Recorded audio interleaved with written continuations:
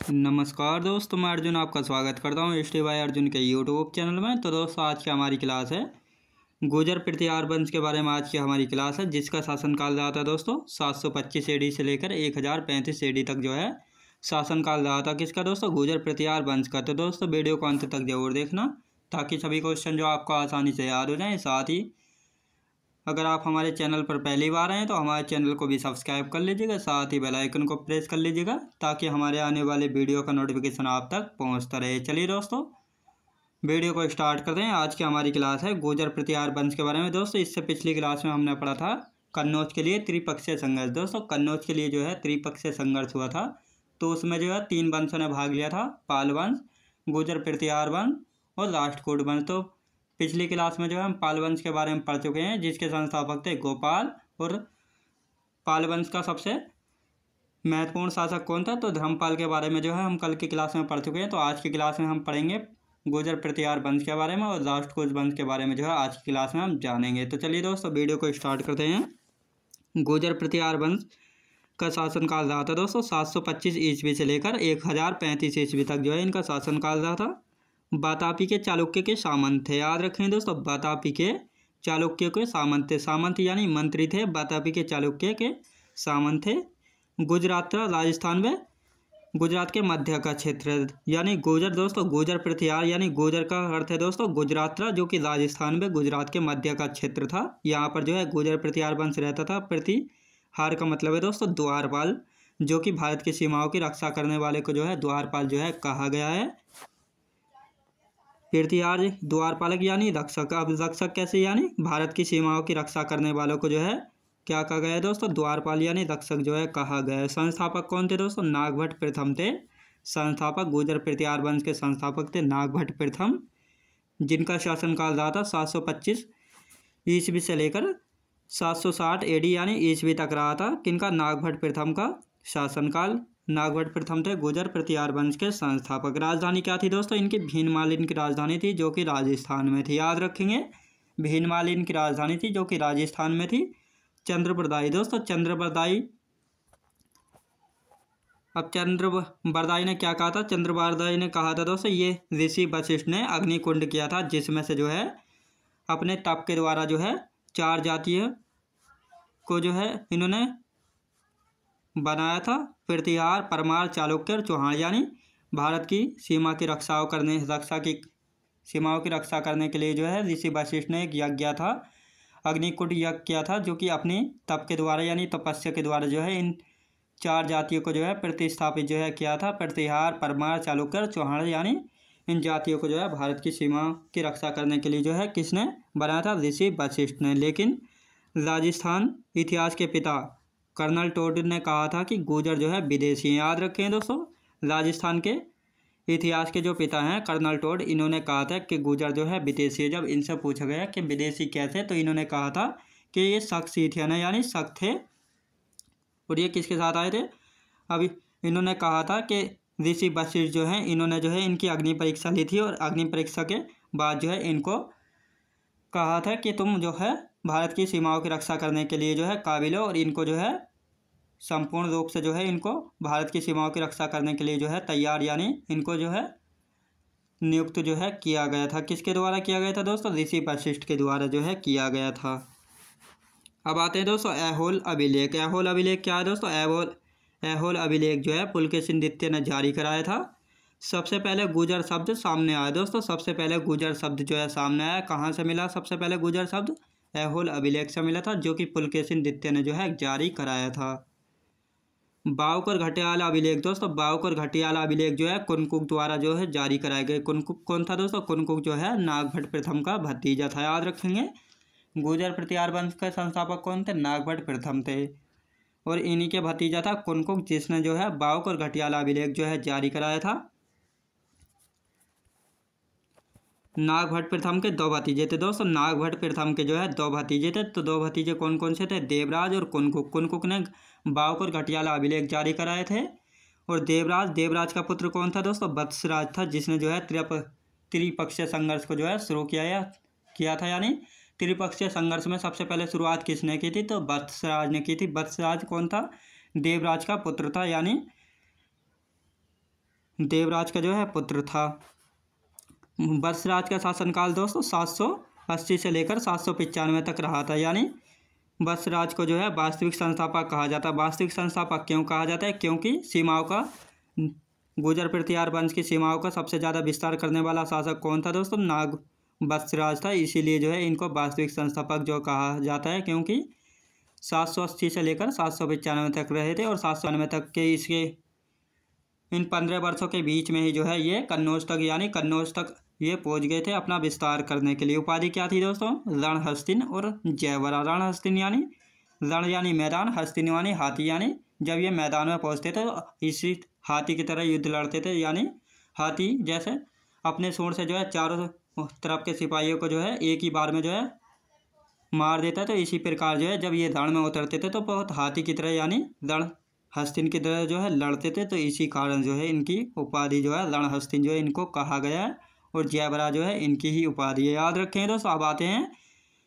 वत्सराज के बाद आते हैं वत्सराज का पुत्र गद्दी पर आता है कौन? नागभट्ट द्वितीय। नागभट्ट द्वितीय कौन था दोस्तों? वत्सराज का पुत्र था, जो कि वत्सराज के बाद जो है गद्दी पर आता है। त्रिपक्षीय संघर्ष का अंत किया दोस्तों नागभट्ट द्वितीय ने जो है त्रिपक्षीय संघर्ष का अंत किया और ध्रुव को हराकर जो है कन्नौज को अपनी राजधानी बनाया। याद रखें दोस्तों, नागभट्ट द्वितीय ने जो है त्रिपक्षीय संघर्ष का अंत किया और ध्रुव को हराकर जो है कन्नौज को अपनी राजधानी बनाया। ध्रुव कौन था दोस्तों? राष्ट्रकूट वंश का शासक था, जिसने जो है वत्सराज को हराया था। लेकिन वत्सराज के पुत्र नागभट्ट द्वितीय ने जो है ध्रुव को हराकर जो है त्रिपक्षीय संघर्ष का अंत किया और कन्नौज को जो है संपूर्ण रूप से अपने अधिकार में ले लिया, और अधिकार में लेने के बाद जो है कन्नौज को अपनी राजधानी बनाया। याद रखेंगे, कन्नौज को अपनी राजधानी बनाने से पहले गुर्जर पृथ्वीराज वंश की राजधानी कौन सी थी? तो भीनमाल थी, जो कि राजस्थान में पड़ती थी। याद रखेंगे। अब आते हैं दोस्तों नागभट्ट द्वितीय के बाद आते हैं रामभद्र आते हैं। फिर रामभद्र इतने महत्वपूर्ण नहीं है। रामभद्र के बाद आते हैं दोस्तों रामभद्र के पुत्र आते हैं सम्राट मिहिर भोज, जिनका शासनकाल रहा था दोस्तों 836 ईस्वी से लेकर 885 ईस्वी तक, यानी 49 वर्षों तक शासन किया था। किसने? सम्राट मिहिर भोज ने। इनके समय अरब यात्री सुलेमान आया था दोस्तों। अरब यात्री सुलेमान जो है किन के समय आया था? सम्राट मिहिर भोज के समय आया था। कल्हड़ ने अपनी पुस्तक राज तरंगणी में जो है इनकी प्रशंसा की। यानी कल्हड़ ने अपनी पुस्तक लिखी थी राज तरंगणी, और इसी में जो है सम्राट मिहिर भोज की जो है इन्होंने प्रशंसा की है, यानी तारीफ की है। और सबसे प्रतापी शासक जो है किसको बताया है? सम्राट मिहिर भोज को बताया, उस समय का सबसे प्रतापी यानी महान शासक या शक्तिशाली शासक। उपाधि क्या थी दोस्तों? आदिबरा। आदिबरा किसकी उपाधि है? आदिबरा है दोस्तों सम्राट मिहिर भोज की उपाधि है। और वत्सराज की उपाधि कौन सी है? जयवरा। याद रखेंगे दोस्तों, इन उपाधियों में जो है कभी भी कंफ्यूज नहीं हो रहे हैं। अब सम्राट मिहिर भोज ने ग्वालियर अभिलेख जो है जारी कराया था। इसमें जो है स्वयं को लक्ष्मण का वंशज जो है बताया। यानी सम्राट मिहिर भोज ने जो है ग्वालियर अभिलेख जो है जारी कराया था, और उसमें जो है अपने आप को स्वयं को जो है लक्ष्मण का वंशज बताया। लक्ष्मण कौन थे दोस्तों? लक्ष्मण जो है भगवान राम के भाई थे। तो उनके वंशज किसने बताया? सम्राट मिहिर भोज ने। किसमें बताया? ग्वालियर अभिलेख में जो है बताया है। याद रखेंगे। अब सम्राट मिहिर भोज के बाद आते हैं दोस्तों महेंद्रपाल।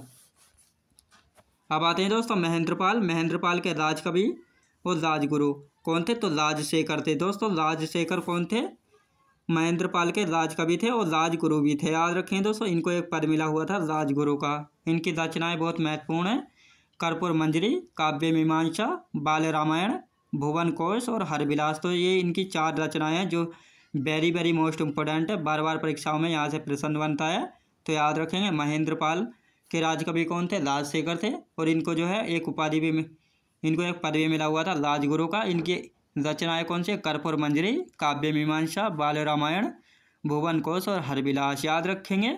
अब आते हैं दोस्तों महेंद्रपाल के आते हैं महिपाल। अब आते हैं दोस्तों महिपाल किसके बाद आते हैं? महेंद्रपाल के बाद आते हैं राजशेखर। दोस्तों राजशेखर जो है महेंद्रपाल और महिपाल दोनों के दरबार में रहते थे। याद रखेंगे। महिपाल के समय अरब यात्री अल-मसूदी आया था। अल-मसूदी ने जो है दोस्तों गुजरों को जो है अलबोरा या बोरा कहा है, लेकिन अब अरब यात्रियों ने जो है गुजरों को जुर्ज कहा है और हिमचंग ने जो है कुचेलो कहा है। यानी अरब यात्रियों ने अपनी भाषा में जो है गुजरों को जुर्ज कहा है। अल-मसूदी किसके समय आया था? महिपाल के समय आया था, जिसने गुजरों को जो है अलबोरा या बोरा जो है कहा है, पर ह्वेनसांग ने जो है कुचेलो कहा है किसको? गुर्जरों को। याद रखेंगे। अब महिपाल के बाद आता है दोस्तों राज्यपाल। राज्यपाल किसके बाद आता है दोस्तों? महिपाल के बाद आता है, यानी सेकंड अंतिम शासक है। राज्यपाल इतना इम्पोर्टेंट नहीं है तो इसके बारे में कोई जानकारी नहीं है, याद रखेंगे, इतना इम्पोर्टेंट नहीं है, यहाँ से जो है कोई प्रश्न नहीं बनते हैं। अब आता है दोस्तों अंतिम शासक। अंतिम शासक कौन था? यशपाल। यशपाल कौन था? अंतिम शासक था गुर्जर प्रतिहार वंश का। इसको चंद्रदेव ने हरा दिया था दोस्तों। यशपाल को जो है चंद्रदेव ने हरा दिया था। चंद्रदेव कौन थे? गहड़वाल वंश से संबंधित है। इन्होंने किसको हराया था? यशपाल को हराया था, और यहीं से जो है गुर्जर प्रतिहार वंश का जो है अंत हो गया था, याद रखें। तो दोस्तों गुर्जर प्रतिहार वंश के बारे में यहीं से जो है इतना ही कवर किया जाता है, यानी अधिकतर यहीं से जो है प्रश्न बनते हैं। अब आता है दोस्तों राष्ट्रकूट वंश, यानी तीसरा कन्नौज के त्रिपक्षीय संघर्ष में भाग लेने वाला तीसरे थे दोस्तों राष्ट्रकूट। याद रखें, राष्ट्रकूट के बारे में जानते हैं। अब राष्ट्रकूट वंश दोस्तों, राष्ट्रकूट वंश का शासनकाल जो है 753 ईस्वी से लेकर 973 AD तक जो है रहा था। वातापी के चालुक्यों के सामंत थे, यानी ये भी जो है वातापी के चालुक्य के सामंत यानी मंत्री थे। संस्थापक कौन थे दोस्तों? दंती दुर्ग। दोस्तों दंती दुर्ग जो है वेरी वेरी मोस्ट इम्पोर्टेंट है, बार बार परीक्षाओं में जो है रिपीट किया गया है। राजधानी क्या? राजधानी थी दोस्तों मान्यखेत, जो कि कर्नाटक में। याद रखें दोस्तों दंती दुर्ग संस्थापक थे राष्ट्रकूट वंश के। राष्ट्रकूट वंश की राजधानी क्या थी? मान्यखेत थी, जो कि कर्नाटक में थी। अब दंती दुर्ग के बाद दोस्तों कौन आते हैं? कृष्ण प्रथम आते हैं, जिनका शासनकाल जो है 756 ईस्वी से लेकर 774 ईस्वी तक जो है रहा था। इन्होंने कैलाश मंदिर बनवाया था महाराष्ट्र में। याद रखें दोस्तों कैलाश मंदिर के लिए महत्वपूर्ण कौन है? कृष्ण प्रथम है, जिन्होंने जो है कैलाश मंदिर बनवाया था। कहाँ पर बनवाया था दोस्तों? महाराष्ट्र में जो है बनवाया था, याद रखेंगे। अब आते हैं दोस्तों तीसरे नंबर के कौन है? गोविंद द्वितीय आते हैं। याद रखेंगे दोस्तों गोविंद द्वितीय यानी गोविंद सेकंड के बाद आते हैं दोस्तों ध्रुव यानी त्रिपक्षीय संघर्ष में राष्ट्रकूटों की तरफ से भाग लेने वाले कौन थे? ध्रुव थे, जिन्होंने जो है वत्सराज को हराया था। और वत्सराज को किसने हराया था दोस्तों? वत्सराज को हराया था नागभट्ट द्वितीय ने। और ध्रुव को हराने के बाद जो है नागभट्ट द्वितीय ने जो है कन्नौज पर जो है संपूर्ण अपना अधिकार जो है कर लिया था। याद रखें दोस्तों ध्रुव को जो है धारावर्ष के नाम से भी जानते हैं, और त्रिपक्षीय संघर्ष में भाग इन्होंने लिया था। किसने? ध्रुव ने, याद रखेंगे।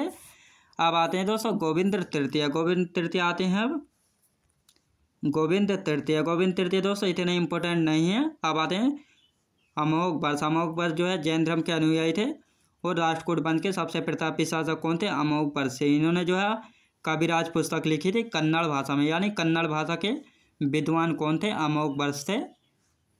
और इन्होंने जो है अपनी पुस्तक लिखी थी कविराज मार्ग, याद रखेंगे, जैन धर्म के अनुयायी थे। अब अंतिम शासक कौन है? कर्क द्वितीय दोस्तों। कर्क द्वितीय जो है राष्ट्रकूट वंश के अंतिम शासक हैं। इनको किसने हराया था? तैलभ द्वितीय ने जो है इनको हराया था। याद रखेंगे दोस्तों कर्क द्वितीय को किसने हराया था? कर्क द्वितीय को हराया था तैलभ द्वितीय ने, जो कि अंतिम शासक थे राष्ट्रकूट वंश के, याद रखेंगे। तो दोस्तों मैं उम्मीद करता हूँ आपको वीडियो क्वालिटी कंटेंट वगैरह सभी कुछ आपको पसंद आया होगा।